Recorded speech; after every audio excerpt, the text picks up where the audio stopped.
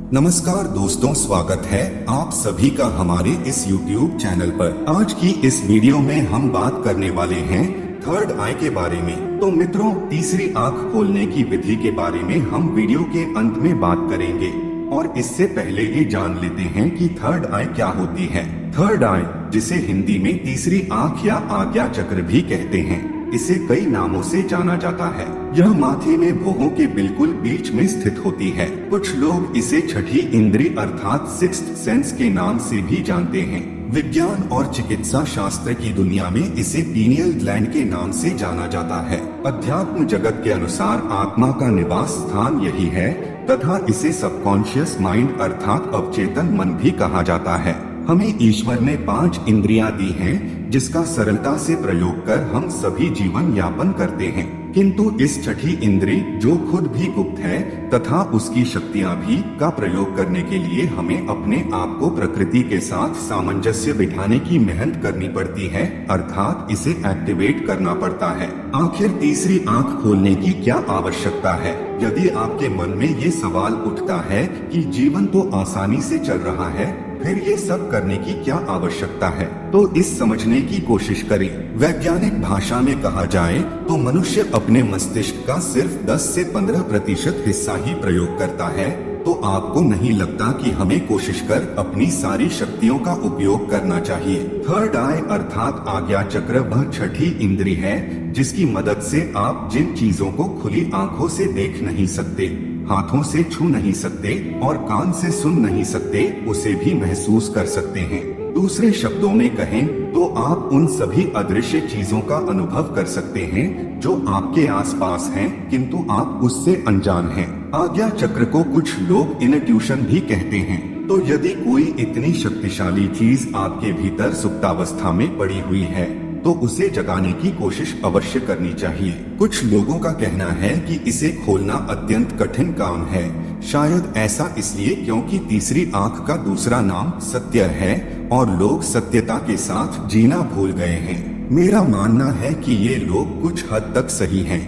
ये सरल तो बिल्कुल नहीं है, लेकिन नामुमकिन भी नहीं है। आइए जानते हैं कि तीसरी आंख खुलने पर व्यक्ति को क्या अनुभव होते हैं। जब आपकी तीसरी आंख खुल जाती है तो आप टेलीपैथी कर पाते हैं। टेलीपैथी एक ऐसी प्रक्रिया है जिसमें आप दूर बैठे किसी भी इंसान को अपना कोई संदेश विचारों द्वारा भेज सकते हैं, या कोई इंसान आपके बारे में कहीं बैठकर कुछ सोच रहा है या बातें कर रहा है तो आप उसे महसूस कर सकते हैं। इतना ही नहीं, आप यह भी जान सकते हैं कि सामने वाला आपके लिए कुछ अच्छा सोच रहा है या बुरा। आप अदृश्य अनदेखी चीजों को भी देख सकते हैं। यहाँ पर मेरा कहने का तात्पर्य ऐसा है कि संसार में कोई ऐसी जगह नहीं है जहाँ पर किसी न किसी शक्ति का वास हो, फिर चाहे वो नकारात्मक शक्ति हो चाहे सकारात्मक। जब आपकी तीसरी आंख खुलती है तो आप किसी स्थान पर उपस्थित उस शक्ति का अनुभव कर सकते हैं। सही गलत पहचानने की शक्ति में जबरदस्त तीव्रता आ जाती है। आपको ज्यादा कुछ आकलन करने की जरूरत नहीं पड़ती, बस एक नजर में आप सच जान लेते हैं, अर्थात आपकी इंट्यूशन शक्ति बढ़ जाती है। आप दूसरों का ऑरा आसानी से देख सकते हैं। ऑरा देखकर आप उसके विचारों को भी पहचान लेते हैं। ऑरा ऊर्जा का एक घेरा होता है जो हमारे शरीर के चारों तरफ होता है। हम जैसा सोचते हैं वैसा ही हमारा ऑरा बनता है और वह हमें बाहर की ऊर्जा से सुरक्षित करता है। आपने देवी देवताओं के चित्र में देखा होगा, उनके सिर के चारों तरफ एक चक्र सा दिखाई देता है, उसे ऑरा कहते हैं। जो इंसान जैसा सोचता है उसके विचारों के हिसाब से अलग अलग रंग की ऊर्जा से उसका ऑरा बनता है। आपका बौद्धिक स्तर बढ़ जाता है।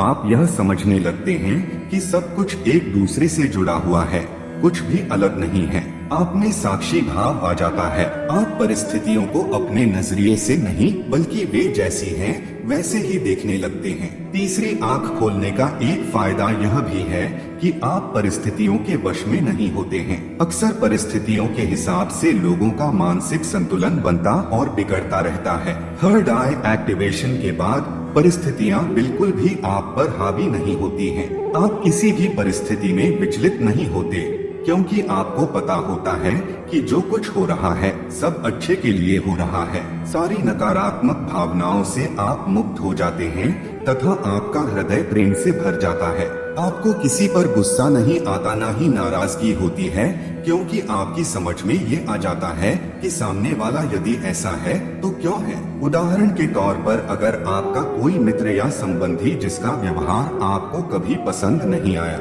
जब आपकी तीसरी आंख खुलने लगती है तो आपको बोध होने लगता है कि कोई भी व्यक्ति यदि ऐसा है तो क्यों है। वह उसके किसी पिछले जन्मों के कर्मों का फल हो सकता है या किसी परिस्थिति का परिणाम हो सकता है।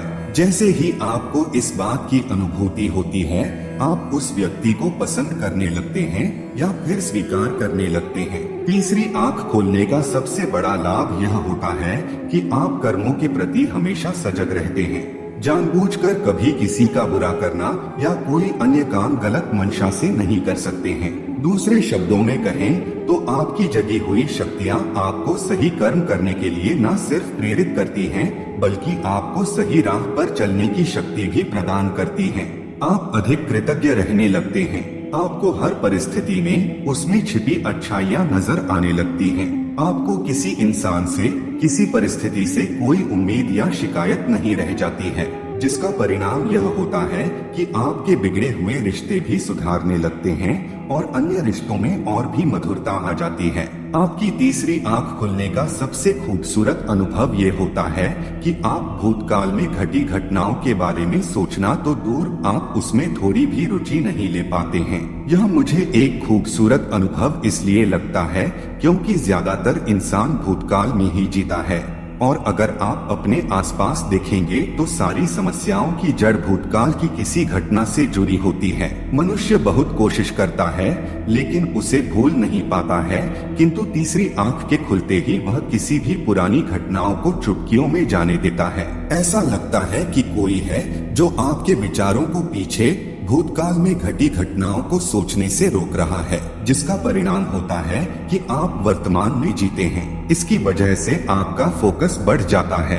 और इतना ही नहीं, आप अपने असंभव से लगने वाले लक्ष्य को भी पा सकते हैं। यदि सारी बातों का निचोड़ एक वाक्य में कहूँ तो आप अपनी ऊर्जा का सही प्रयोग करना सीख जाते हैं। किसी घटना के होने से पहले आपको उसका अनुभव होने लगता है, संकेत मिलने लगते हैं। कभी कभी ऐसा भी होता है कि आपने कोई घटना देखी जो अभी अभी घटित हुई है, किंतु आपको लगेगा कि ये तो हमने पहले भी कहीं देखा है। अर्थात आपको पूर्वानुमान हो सकते हैं। आप चीजों को अलग तरीके से देखने लगते हैं। दूसरे शब्दों में कहें तो आपकी ऊर्जा एक दूसरे डायमेंशन में प्रवेश करने लगती है। जिन परिस्थितियों में पहले आप उत्तेजित हो जाया करते थे या आपको गुस्सा आ जाया करता था, उन्हीं परिस्थितियों में अब आप शांत रहने लगते हैं। आपके ध्यान की गहराई बढ़ जाती है। कुछ अजीब गहरा और सुंदर अनुभव होने लगता है। आप इतनी गहराई में जाने लगते हैं जहां से आपको बाहर आने का मन नहीं करता है। आपको शांत और अकेले रहना पसंद आने लगता है। आपकी संवेदनशीलता बढ़ जाती है।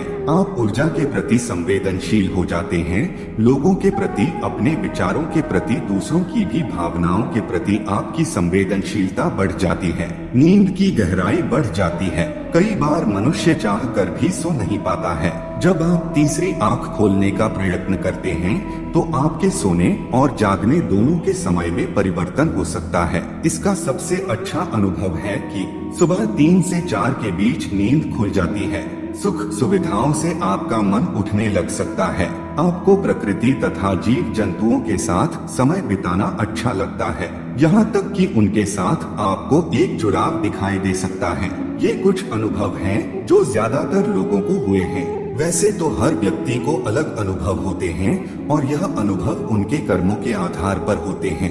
यदि आपको ऐसे अनुभव नहीं होते हैं तो इसका मतलब यह नहीं कि आपका ध्यान काम नहीं कर रहा है। आपको कुछ अलग अनुभव भी हो सकते हैं। आइए जानते हैं थर्ड आई अर्थात तीसरी आंख खोलने की विधि के बारे में। वैसे तो तीसरी आंख खोलने की और भी विधियां हो सकती हैं, लेकिन इनमें सिर्फ इन 2 विधियों से ही थर्ड आई खोलने की संभावना अत्यधिक है। और इनमें से पहली विधि है कि अपने दोनों नेत्रों की ज्योति को अपने भीतर खींच लें, अर्थात आंख की जो चेतना बाहर बह रही है उस चेतना को भीतर की ओर मोड़ दें। मतलब कि जो धारा बाहर की तरफ बह रही है उस धारा को भीतर की ओर प्रवाहित करें। आप यह तो जानते ही होंगे कि भगवान श्री कृष्ण की जो प्रेमिका है उनका नाम राधा है और योगिक दृष्टि से राधा शब्द का अर्थ है भीतर की ओर मुड़ जाना। मतलब कि जब बाहर बहने वाली धारा भीतर की ओर प्रवाहित होने लगती है तो वो धारा राधा बन जाती है,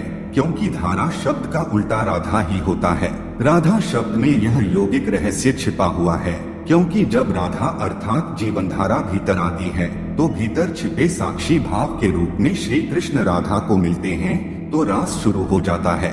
क्योंकि राधा हमारी जीवन धारा का नाम है तो एक सिर्फ यही उपाय है कि हम चेष्टा से, श्रम से, योग से, तंत्र से, साधन से, विधि से सारी जीवन चेतना को भीतर खींच लें। और इसी विधि में त्राटक भी शामिल है, क्योंकि त्राटक में भी चेतना को बाहर से अंदर की ओर खींचा जाता है।